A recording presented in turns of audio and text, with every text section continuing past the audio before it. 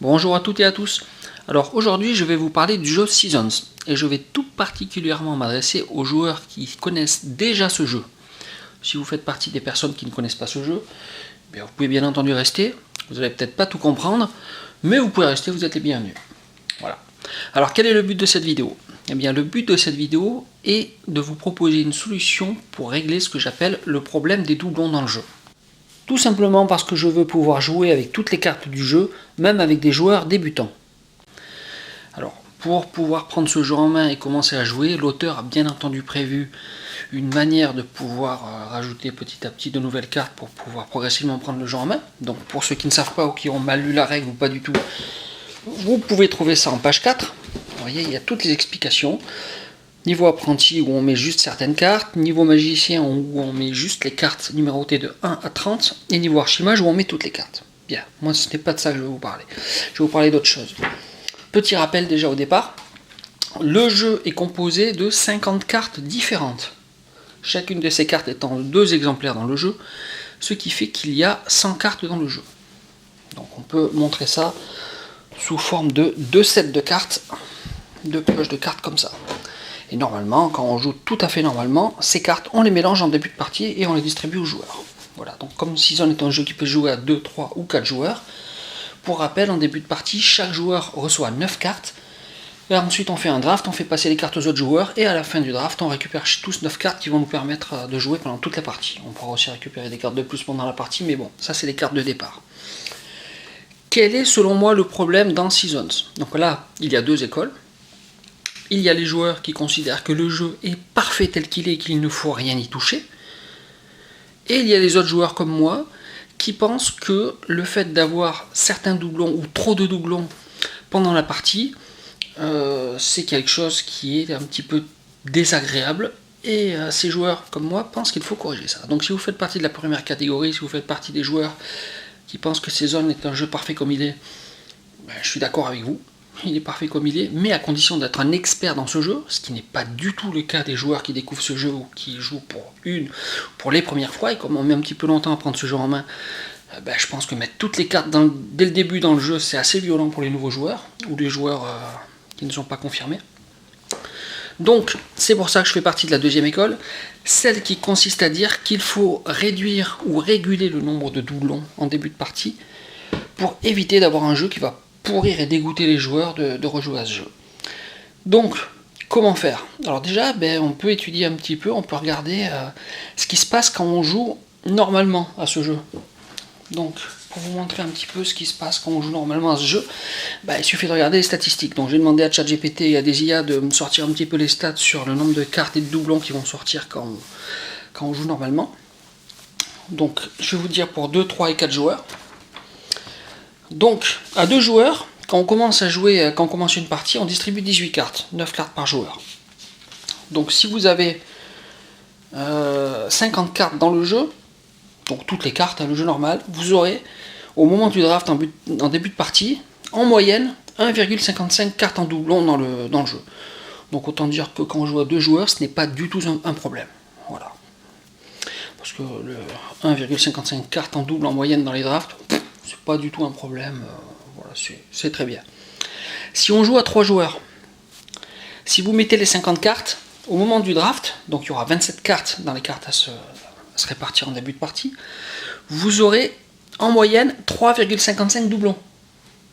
Déjà, ça commence à faire. Donc si vous vous retrouvez avec 2 Arcanos Sensu et plusieurs cartes comme ça en double qui vont pourrir les jeux des autres joueurs pendant la partie, si ce n'est pas des joueurs confirmés, ils risquent de souffrir. Et là où ça devient intéressant, c'est quand on regarde pour 4 joueurs. Alors pour 4 joueurs, si vous mettez les 50 cartes, vous aurez en moyenne 6,36 doublons pendant la partie. Enfin, pendant la distribution au départ. Et si vous avez entre 46 et 46 cartes, si vous mettez entre 46 et 46 cartes, ça monte même jusqu'à 7,5 doublons. Donc, ça pose un problème, parce que si on se retrouve avec des cartes vraiment infâmes qui sont en double exemplaire dès le début de la partie, et comme vous le voyez, à 4 joueurs, on peut arriver jusqu'à quasiment 8 cartes en moyenne en double dans le draft, ça peut être très problématique. Donc moi, ce que je propose, tout simplement, oui, ça c'est la feuille sur laquelle j'ai pris mes notes, hein, pour vous parler un petit peu de tout ça, vous allez voir. De toute façon, je vais mettre les tableaux directement dans la vidéo incrustée, donc vous pourrez voir les stats tout à l'heure quand on va en reparler. Donc ce que je vais vous proposer dans cette vidéo, c'est de d'utiliser une technique pour avoir plus ou moins de doubles dans la partie, dans le draft de départ, en fonction de vos choix, quoi, et de vos envies. Voilà, donc l'idée c'est quoi? Ben, vous prenez 50 cartes différentes que vous mettez ici dans un premier tas, vous prenez 50 autres cartes, les autres 50 autres cartes que vous mettez ici dans un deuxième tas, comme ça vous avez vos 100 cartes, mais les cartes 1 à 50 ici, et les autres cartes de 1 à 50 ici. Alors, maintenant c'est quoi l'idée? Ben, l'idée c'est, on prend un tas pour jouer. Voilà, si vous prenez un tas pour jouer, ben, vous n'aurez aucun doublon. C'est simple, c'est efficace. Comme ça, si vous voulez être sûr de ne pas avoir de doublons, vous n'utilisez qu'un seul tas, et ensuite, vous utilisez le deuxième tas si vraiment il vous manque des cartes. Ça marche, mais pour moi, c'est pas très satisfaisant, parce qu'il faut quand même des doublons dans le jeu. Maintenant, la question, c'est combien est-ce qu'on veut de doublons dans le jeu? Est-ce qu'on en veut beaucoup? Est-ce qu'on en veut un peu? Est-ce qu'on en veut moyennement? Bon, ça peut se régler. Donc, c'est ça qu'on va faire. Donc, par exemple, prenons, on va uniquement s'occuper de la quantité de cartes à gérer pour 4 joueurs. On peut aussi le voir pour 3 et 2 joueurs, mais bon, c'est un petit peu moins intéressant, je trouve. Alors, pour 4 joueurs, si vous regardez, si vous vous dites, allez, combien je veux de doublons quand on joue? J'en veux qu'un seul dans le draft initial. Allez, en moyenne, j'en veux qu'un seul. Et là, vous voyez que sur 36 cartes distribuées au départ, pour avoir un doublon, il faut mettre 2 cartes en plus. Qu'est-ce que ça veut dire? Ça veut dire que vous prenez votre deuxième tas, vous prenez 2 cartes du deuxième tas, et vous les rajoutez dans le premier, et vous mélangez tout. Et comme vous piochez 36 cartes sur les 52 cartes de départ, et ben vous aurez en moyenne un doublon. Voilà, dans le draft de départ. Maintenant, si vous voulez 2 doublons dans le draft de départ, c'est-à-dire dans les 36 cartes piochées, eh bien, il faudra que vous preniez... Je remets la caméra comme il faut. Vous preniez 5 cartes dans la pioche de départ, dans le deuxième paquet, et que vous le rajoutiez au premier. Si vous voulez 3 doublons dans les 36 cartes de départ qui vont être distribuées aux joueurs, 3 doublons en moyenne, eh bien, il faudra prendre 7 cartes dans le deuxième paquet et les rajouter au premier.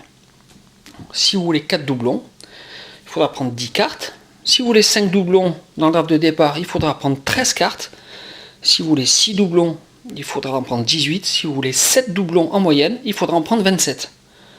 Et si vous prenez entre 46 et 40 cartes dans le deuxième paquet pour les rajouter au premier, vous aurez en moyenne 7,5 doublons dans les 36 cartes de départ.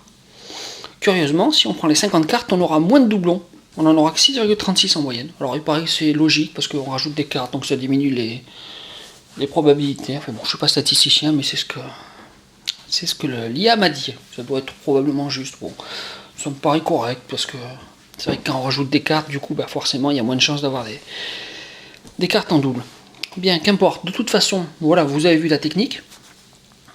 Je l'ai essayé plusieurs fois, ça fonctionne bien. Et puis, si vous êtes curieux, on peut même se faire un petit essai pour voir ce que ça donne. Alors, d'abord, je vais bien vérifier qu'il y a 50 cartes. Hein. Normalement, je ne me suis pas trompé. 2, 3, 4, 5, 6, 7, 8, 9, 10, 11, 12, 13, 14, 15, 16, 17, 18, 19, 20, 21, 22, 23, 24, 25, 26, 27, 28, 35, 46, 47, 48, 49, 50. C'est correct. Voilà, donc on va faire comme si on était 4 joueurs. On se dit... Allez, moi dans le draft de départ, je veux qu'il y ait 3 doublons maximum. Donc pour qu'il y ait 3 doublons maximum, il faut que je pioche 7 cartes dans le deuxième paquet que je rajoute dans le premier. Donc c'est ce que je vais faire.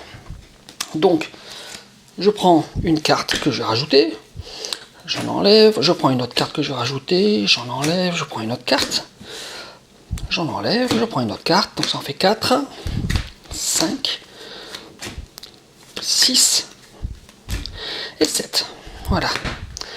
Donc, j'enlève le deuxième paquet que je vais mettre de côté. Ça, c'est typiquement le paquet qu'on va garder de côté. On le sortira vraiment s'il nous manque des cartes. Mais bon, soyons honnêtes, là, en général, on ne sort pas parce que avant d'épuiser le paquet initial, il faut quand même y aller. Je prends toutes les cartes en double. Je les rajoute au premier paquet. et je mélange tout. Voyez, hop. Bon, là, de toute façon, ne vous inquiétez pas, je vais accélérer la vidéo, comme ça, vous n'aurez pas à souffrir en me regardant mélanger les cartes. Allez, c'est parti, j'accélère.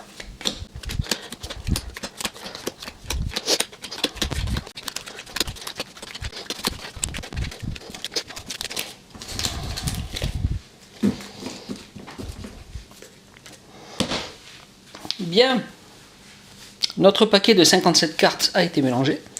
Et maintenant, on va faire ce qu'on fait toujours quand on fait un début de partie. On distribue les cartes aux joueurs. Donc chaque joueur doit en avoir 9, donc on va piocher 36 cartes. Bon, on va pas faire comme s'il y avait 4 joueurs, on s'en fout de toute façon. L'idée, la question, c'est combien on a de doublons dans les cartes qu'on va piocher. Donc on va juste vérifier ça.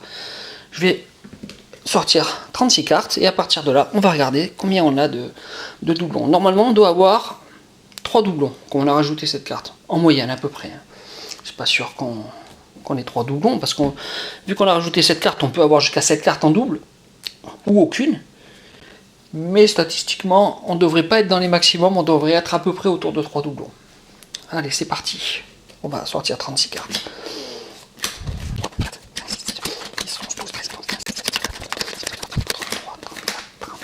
36. C'est bon. Donc ça, c'est la pioche normalement qu'on garde pour jouer. Et vous voyez, cette pioche, normalement, on la met sur la deuxième. Voilà. Et ça nous donnera la pioche de la partie. Donc toutes ces cartes, normalement, c'est les cartes de départ, donc il n'y aura pas trop de doubles dedans. Et ensuite, toutes les cartes qui arriveront ensuite, ce ne seront que des doubles. Voilà. Donc alors, voyons, qu'est-ce que ça donne sur les cartes qu'on a piochées? Si on est en situation réelle, est-ce que les joueurs auraient eu des doubles? Et combien? Ça, c'est la question qu'on se pose. Allez, là, on a la carte numéro 40.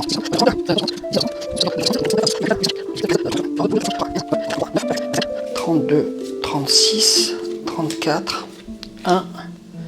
34, tiens, on a un doublon, 27, 24 et 15. Alors, voyons ça.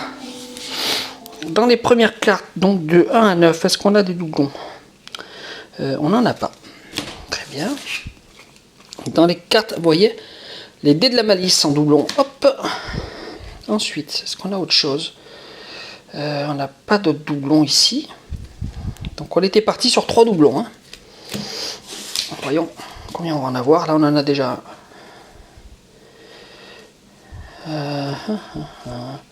Sablier du temps.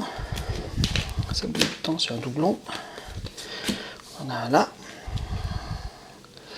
Ensuite, est-ce qu'il y en a un autre? Non, il n'y en a pas d'autres, visiblement. Sauf si je suis aveugle, mais je ne crois pas. Non, là, on est bien. Il n'y a pas d'autres doublons. Donc, on a Sablier du temps et Dés de la malice en doublon. Ensuite, on a l'orbe de cristal. Je crois qu'on n'en a pas d'autres. Là, je pense qu'on est bon. C'est ça, Arcano Sensus. C'est une vraie saleté, cette carte, quand elle est en jeu. Vous voyez, pour invoquer une carte pouvoir, vos adversaires doivent vous donner un cristal au préalable. Quelle horreur. C'est fabuleux quand on l'a. Et allez, dernière vérification sur ces cartes-là. On a l'idole du familier, vous voyez, normalement on avait prévu 3 doublons, on en a un 4e.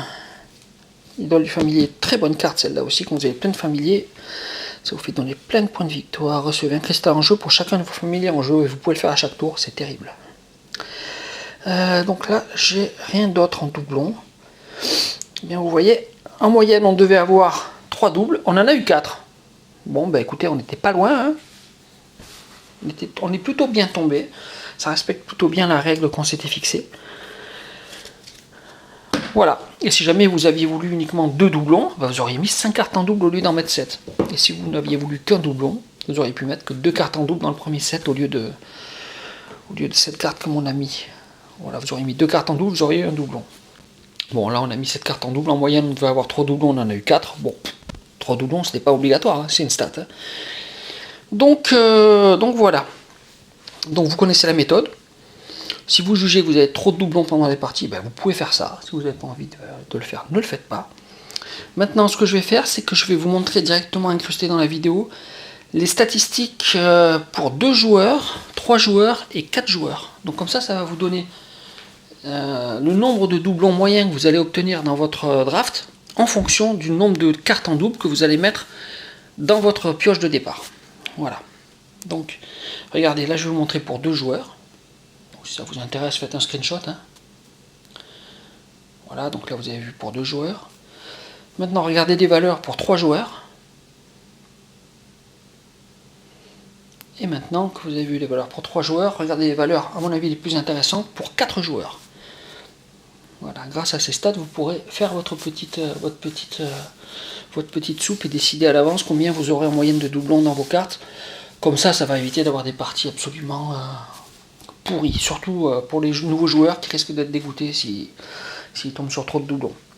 Voilà, une fois que tous les joueurs sont confirmés, une fois qu'ils connaissent bien le jeu, ben là vous pouvez y aller, vous pouvez mélanger les 100 cartes au départ, jouer normalement et foncer, il n'y aura plus de problème parce que plus personne ne sera surpris par les cartes un petit peu fortes. Et ce sera bon. Mais voilà, si vous voulez vraiment que les nouveaux joueurs ne soient pas écœurés, je pense que cette stratégie qui consiste à gérer les doublons est plutôt pas mal. Comme ça vous évite d'avoir des parties où les joueurs sont un petit peu déçus ou pendant lesquelles ils avaient l'impression qu'ils n'ont rien pu faire et ils se sont fait rouler dessus. Quoi. Voilà. Bon, bah écoutez, en espérant que cette petite astuce, cette petite technique pour gérer les doublons a pu vous intéresser. Si c'est le cas, bah écoutez, cool, c'est tant mieux, je suis content que ça vous ait plu. Et si ça vous a vraiment plu, n'hésitez pas à mettre un petit like, c'est toujours bon pour l'algorithme, comme dit à peu près tout le monde sur internet et sur YouTube. Si vous pouvez vous abonner, c'est encore mieux. Et puis mettez un petit com si vous avez quelque chose à dire, et puis je le dirai avec plaisir. Voilà, bah écoutez, je vous remercie d'avoir suivi cette vidéo, je vous souhaite une excellente année 2026 et je vous dis à bientôt. Allez, bonne journée, au revoir.